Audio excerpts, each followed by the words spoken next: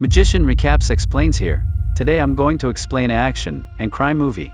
The movie begins with a 14-year-old Lucas, who lives in Washington, D.C., and works as a collector for a gang called the Mies 13. Since he is young, and looks fairly innocent, the gang uses him to collect debts, and deliver illegal substances in guarded areas. Lucas explains the ins and outs of the gang, and the way it functions. There are more than 10,000 Mies 13 members in over 40 states. Their influence ranges from business to politics, but their main source of income is the illegal trade of recreational drugs. They hand the money to the collectors, which is then handed to the second highest gang member, Jester. The money then goes to the merciless gang leader, Rincon. He makes every decision for the group, and he is like a god to the members of the gang. Lucas is just a collector but works closely with Rincon. The friendship between them is not liked by the right-hand man, Jester. He knows that Rincon favors the kid more than him, and this pissed him off because he has worshipped Rincon since the starting of the gang. One day, Lucas collects the money from the Blue Boys, and brings it to the leader. He sees some gangsters beating a man to death for refusing to pay the money he owes. Witnessing people being murdered is a usual day for the kid.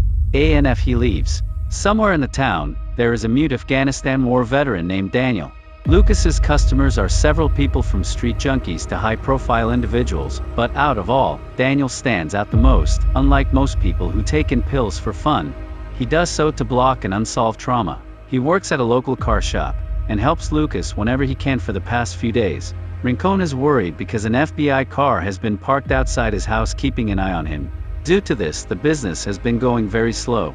Moreover, Rincon's sister, Gabriella's wedding is in a few days, and they are celebrating from home. She is handicapped, so Rincon wants to do everything in his power to make the day special. While collecting money that day, Lucas meets an old shopkeeper who is a few hundred short, because his wife is sick. If it had been any other collector, they would have beaten the old man to death, but Lucas asks him to pay when he gets the chance. He goes to a local junkie base, and finds his little brother, Miguel, the stubborn kid, who is unaware of the risks of being in a gang, and wants to be a runner like his brother. Meanwhile, Lucas wants the best for him, and he drags him back to the school. Somewhere in the city, Daniel is with his friend Anna and her daughter. He and Anna like each other, but have decided to stay friends since they both have very different lifestyles. As they chat, Anna asks why a man like him lives in a Latino neighborhood. Daniel says he likes it there, but the truth is, he is in constant need of pills that Lucas sells. They help him when he gets panic attacks, and more flashbacks from the time that he was in Afghanistan. The next day, Rincon welcomes his soon-to-be brother-in-law, Thomas, and his family for the wedding ceremony. Everyone in the house is preparing for the occasion, so he has to entertain the in-laws on his own. The gangster is not very good at holding social conversations, so when Lucas arrives with the money, he is happy to get out of the situation. When they are alone, he counts the money, happy that he has someone as trustworthy as Lucas working by his side, taking the opportunity. The kid then asks him to leave his little brother out of the business, and Rincon agrees, and gives him a suit to wear at the wedding, which is in a few hours. But before that, there is a very special task he wants Lucas to complete. He has to deliver 2 packs of illegal goods to the receiver of a rival gang. This is the most important task Lucas has ever been handed, only just because anyone else would be suspected by the FBI outside the house. Jester is yet again not a fan of the idea, and thinks the kid will mess up the deal, but he can't go against the leader's decision.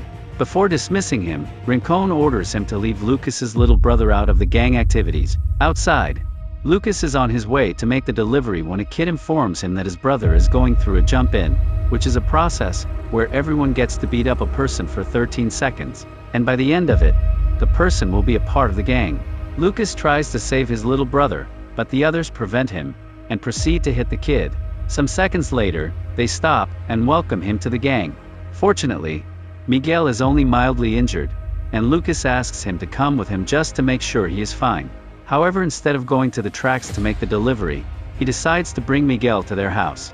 He doesn't want the kid to stay near the gang anymore, and packs up his bags to send him to a baseball camp, but while doing so, he accidentally drops one of the packages. Soon he notices that the package is missing, but before he can look for it, Jester arrives with his people, and asks him why he isn't at the drop-off point. To save himself, Lucas claims that Rincon lied to Jester about the drop-off point, because he doesn't trust him. Jester, who was already jealous, is furious at the leader for trusting a kid over him. In the same time, Rincon and his sister are taking wedding pictures and celebrating the occasion, But even when they are trying to enjoy themselves, Rincon is worried about the FBI officers outside his house. Jester asks Lucas to come to Rincon and explain why he wasn't at the drop-off track. Lucas knows that if he goes to the leader with a missing package, he will surely get killed. Just then, he sees an old man driving past them and signals him to crash his car. The man is actually Lucas's associate, so he does as told and distracts Jester and his people. Lucas and Miguel run away. A chase ensues through the streets in which the brothers narrowly avoid the gunshots being fired at them. Eventually, they meet Daniel, who drives them away from the gangsters. All of a sudden, they get into an accident. Daniel sees that Miguel's leg is stuck in the seat, and he quickly gets out and helps the brothers before they hide in his room. Lucas dresses Miguel's wound to the best of his capabilities while discussing their next step. Jester goes to Rincon and tells him that Lucas has betrayed them and run away with the packages. Rincon is shocked because he trusted the kid more than his closest mates. Meanwhile, if they do not deliver the packages, they will surely be attacked by the rival cartel, and the wedding will be ruined. He orders Jester to bring Lucas and the packages at any cost. Lucas, on the other hand, knows that the only way for him to survive is by handing Rincon both the packages, so he goes through the bags and sees that the second one is missing as well. Upon realizing that it must have dropped in the car, he rushes back to the crash site. At the house, a man named Spider crashes the wedding.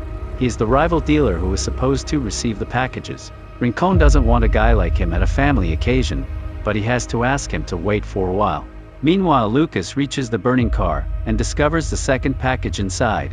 On looking closer, he notices that it is full of cash, which is also in flames. It is clear that he is not getting out of this situation alive, but all he cares about is his brother's well-being. The brothers wait outside the apartment for most of the day, because it is swarming with Rincon's men.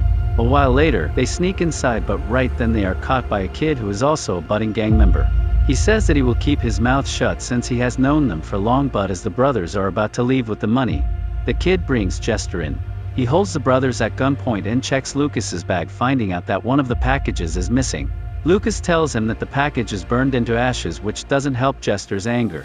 Later on, Daniel returns to work to find out that the gangsters have assaulted the owner of the shop.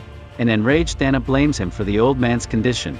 It turns out that Jester and the gangsters were there to look for the second package, which is why the owner was beaten after discovering that the kids have been caught. Daniel decides to risk his life to get them out of there safely. Anna tries to convince him otherwise, but she cannot persuade him to abort his plan. In the meantime, Rincon's sister gets married, and the newlyweds kiss. Lucas and Miguel are brought to the house by Jester, and he keeps them waiting until Rincon gets done with the ceremony. Outside in the kitchen, one of Gabriella's friends is preparing drinks for the guests. All of a sudden, Spider starts touching her inappropriately. Some time later, Rincon enters the kitchen and sees him assaulting his sister-like friend. In a fit of rage, the gangster beats Spider to death and asks the girl to clean the blood. Outside, Daniel arrives and threatens two guards. They get into a fight which ends in the death of one of the guards. Daniel holds the other hostage and thinks of a plan. Rincon meets Lucas and asks him where the other package is, so he brings the hostage in front of the FBI officers. The other gangsters see this and bring their weapons out, and when the FBI officers find out about the guns, they call for backup, and soon a shootout starts. But before he can answer, gunshots are heard. The wedding is interrupted by a dead body dropping out of the window. Everyone starts running for their lives, which causes chaos. Daniel is spotted and shot in the leg, but he somehow manages to get the boys. He ties Miguel's jacket around his wound before bringing them outside. To Rincon's dismay, his sister is also shot and killed in the shootout. Daniel, Lucas and Miguel are now on a railway track nearby. Jester catches up to them and orders them to hand over the second package. It turns out Daniel stole it amidst the shootout, and Rincon arrives at the same time. He is devastated by his sister's death and blames the kids for the mishap, but to everyone's surprise, he asks the brothers to run away and never come back to DC again. Jester is beyond shocked. He believes that Rincon is no longer fit to run the gang, so he shoots him dead, and then he asks for the package one more time. Daniel throws Miguel his jacket and hands the package to Jester.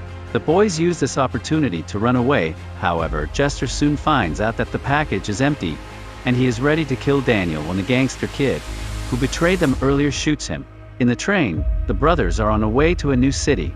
Miguel finds a bundle of money in his pocket that they can use to start a better life together. And there you have it. Subscribe for more videos like this. turn on notifications, and leave a like to help the channel out. Thank you for watching.